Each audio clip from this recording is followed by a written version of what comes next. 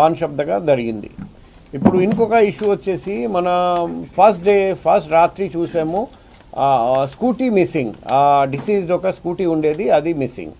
So మేము అనుకున్నాము అది మెకానిక్ తీసుకెళ్ళాడేమో. ఆ మెకానిక్తో అడిగితే స్కూటీ మా దగ్గర లేదు. అప్పుడు స్కూటీ ఎక్కడ దొరకలేదు. ఆ స్కూటీ కోసం కూడా వెతకడం మొదలు పెడితే ఫైనల్గా జిల్లా అంతటా చూస్తే ఫైనల్గా వైజాగ్ రైల్వే స్టేషన్లో 2 వీలర్ స్టాండ్లో అక్కడ ఆ స్కూటీ దొరికింది. అప్పుడు ఆ స్కూటీ అక్కడ సీసీటీవీ ఫుటేజ్ చూస్తే కూడా సేమ్ వ్యక్తి ఫోటో అక్కడ మనం చూసాము. ఆ వ్యక్తి ఆ స్కూటీ నడిపి అక్కడికి వచ్చి అదే రోజు మధ్యరాత్రి ఆ స్కూటీ వదిలేసి వెళ్ళారని తెలిసింది, మనం చూసాము కూడా. సో ఆ వ్యక్తి ఎవరు చూస్తే ప్రసన్న కుమార్ మిశ్రా అని తెలిసింది. Prasanna Kumar Mishra native of Odisha. అతని వైఫ్ అండ్ ఈ లేడీ డిసీజ్ ఇద్దరు ఫ్రెండ్స్. తర్వాత ప్రసన్న కుమార్ మిశ్రా గారి భార్య కోవిడ్ అప్పుడు చనిపోయారండి. కానీ ఆ పరిచయం మాత్రం ప్రసన్న కుమార్ మిశ్రాతో, ఆ డిసీజ్ లేడీతో పరిచయం కంటిన్యూ అయింది. ఈ ప్రసన్న కుమార్ మిశ్రా బ్యాక్గ్రౌండ్ చూస్తే యునైటెడ్ అరబ్ ఎమిరేట్స్ అక్కడ ఒక పోలీస్ స్టేషన్లో అతని మీద కేసు ఉంది. అతను అక్కడ ఒక ప్రాపర్టీ అఫెన్స్ చేసి 5 సంవత్సరాలు అక్కడ జైల్లో ఉన్నాడు. తర్వాత 5 సంవత్సరాల తర్వాత అతను జైలు నుండి బయటికి వచ్చారు. వచ్చిన తర్వాత ఇక్కడికి మన ఇండియాకి తిరిగి రావడం జరిగింది. ఇప్పుడు ఆ వ్యక్తి ప్రసన్న కుమార్ మిశ్రా కొన్ని అప్పు తీసుకున్నాడు వేరే వాళ్ళ నుండి. ఆ అప్పు తీర్చాలంటే ఆయన ఏం ప్లాన్ చేశారంటే ఈ లేడీ డిసీజ్ మేడా నుండి గొలుసు దొంగతనం చేస్తామని అనుకున్నారు. సో ఆ రోజు కూడా ఇంటికి వచ్చిన తర్వాత ఫస్ట్ మేడా దగ్గర అది నడికేసి తర్వాత గొలుసు లాక్కున్నారు. అప్పుడు ఆ లేడీ చనిపోయారు. తర్వాత మళ్ళీ బయటికి పోతూ ఉంటే మరి మేల్ డిసీజ్తో కూడా స్కాఫల్ జరిగింది. అప్పుడు మేల్ డిసీజ్కి కూడా విచక్షణ రహితంగా స్టాప్ చేసి చంపేశారు. ఆ క్రైమ్ వెపన్ అతను ఒక సూపర్ మార్కెట్ నుండి కొన్నాడు, స్వయం తీసుకొచ్చారు. తర్వాత మళ్ళీ తీసుకెళ్ళారు. ఆ వెపన్ కూడా మేము సీజ్ చేసాము, అతనే చూపెట్టారు.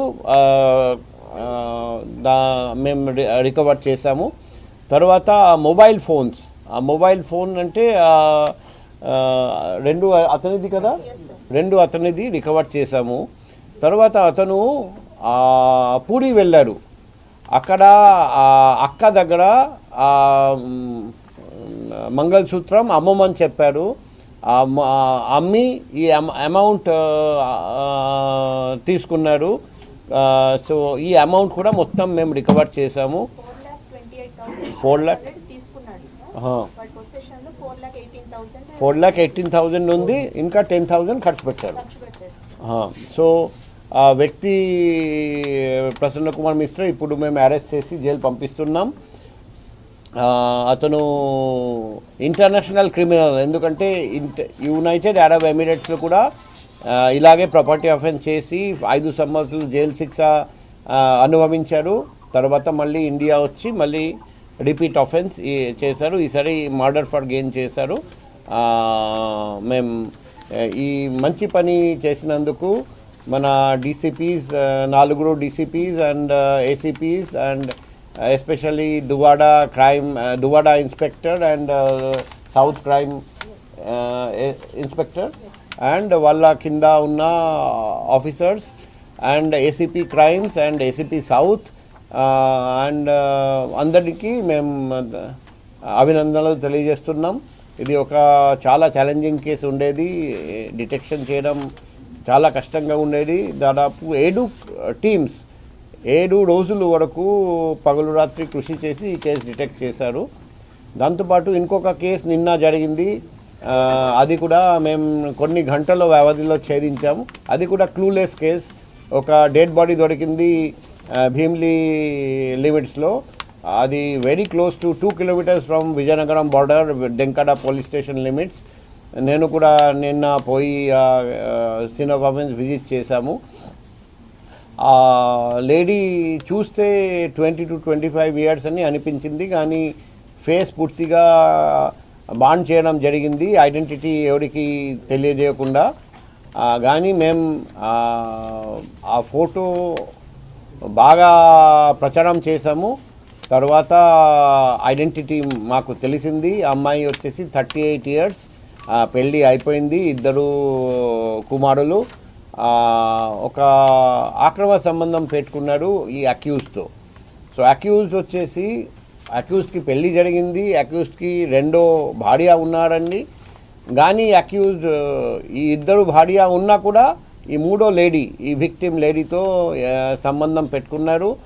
కానీ ఇప్పుడు ఆ 3వ లేడీ అంటే విక్టిమ్, బాధితురాలు, ఆమె డబ్బు అడగడం, తర్వాత నాతో ఇంకా ఎక్కువ టైం గడపాలి అని చెప్పడం, అది భరించలేక ఈ అక్యూజ్ చంపాలని ప్లాన్ చేశారు. ఆ ప్లాన్ ప్రకారం ఆ వ్యక్తి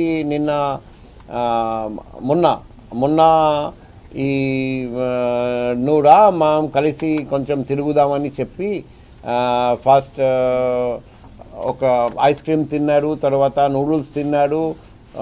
ఫైనల్గా మా 2-wheelerకి పెట్రోల్ కావాలి అని క్యాన్ తీసుకున్నారు, అందులో పెట్రోల్ కూడా తీసుకున్నారు. అమ్మాయి తెలియకుండా ఆ పెట్రోల్ క్యాన్ స్వయం క్యారీ చేశారు. తర్వాత సీన్కి వెళ్ళి మళ్ళీ అమ్మాయిని చంపేశారు, తర్వాత పెట్రోల్ పోసి కాల్చేశారు. సో అది అన్ఐడెంటిఫైడ్ డెడ్ బాడీగా ఉండేది. కానీ DCP 1 గాడి ఆధారంలో ACP north and Anandapuram inspector, Bheemili inspector and all police men and సిబ్బంది చాలా కష్టపడి గంటల వ్యవధిలో ఒకవైపు అమ్మాయిని గుర్తించడం, మరోవైపు అక్యూజ్ని గుర్తించడం, తర్వాత అక్యూజ్ని పట్టుకొని రావడం, ఇవన్నీ చేశారండి. ఆ కేసులో కూడా మేము ఇప్పుడు తెలిసింది అమ్మాయి దగ్గర ఉన్న కొన్ని గోల్డ్ ఐటమ్స్ ఆ వ్యక్తి ముద్దాయి దొంగలించారు. కాబట్టి అది కూడా మర్డర్ ఫర్ గెయిన్ కింద వస్తుంది. కాబట్టి అది కూడా మేము క్రైమ్ వింగ్కి ట్రాన్స్ఫర్ చేస్తున్నాం. ఈ 2 కేసులు చాలా డిఫికల్ట్ కేసులు, కానీ మన వైజాగ్ సిటీ పోలీస్ బాగా చాకచక్యంగా ఛేదించారని నేను వైజాగ్ సిటీ పోలీస్లో పనిచేస్తున్న ఈ 2 కేసు ఛేదించిన ప్రతి ఆఫీసర్ అండ్ సిబ్బందికి అభినందనలు తెలియజేస్తున్నాం.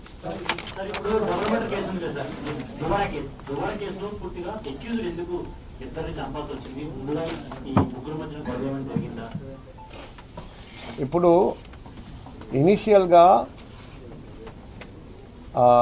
ఈ లేడీతో ఆక్రమ సంబంధం ఉండేది ఈ అక్యూజ్తో.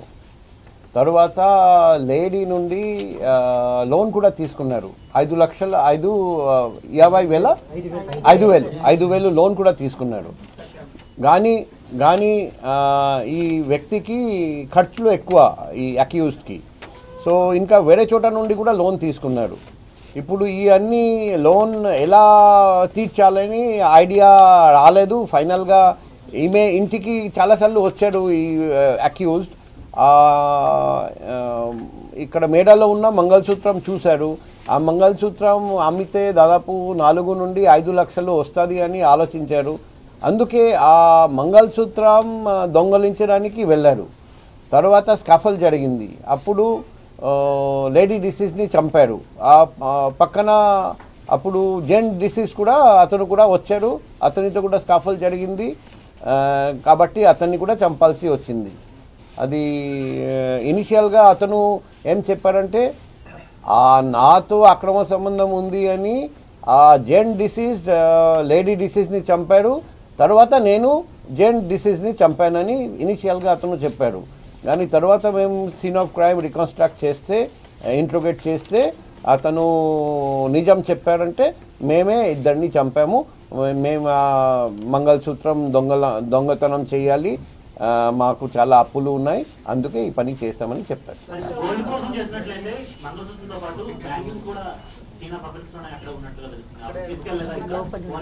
అక్కడ లేవు.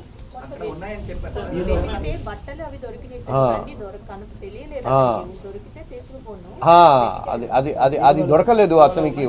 అది బిరువాలో సేఫ్ కస్టడీలో ఉన్నాయి. తర్వాత వాళ్ళ తాలూకా వాళ్ళు వచ్చి బిరువా చూసి బాగా వెతికితే వాళ్ళకు దొరికింది. మనకు ఇనిషియల్గా దొరకలేదు, మేము అనుకున్నాము ఆ గొలుసు కూడా పోయినాయి.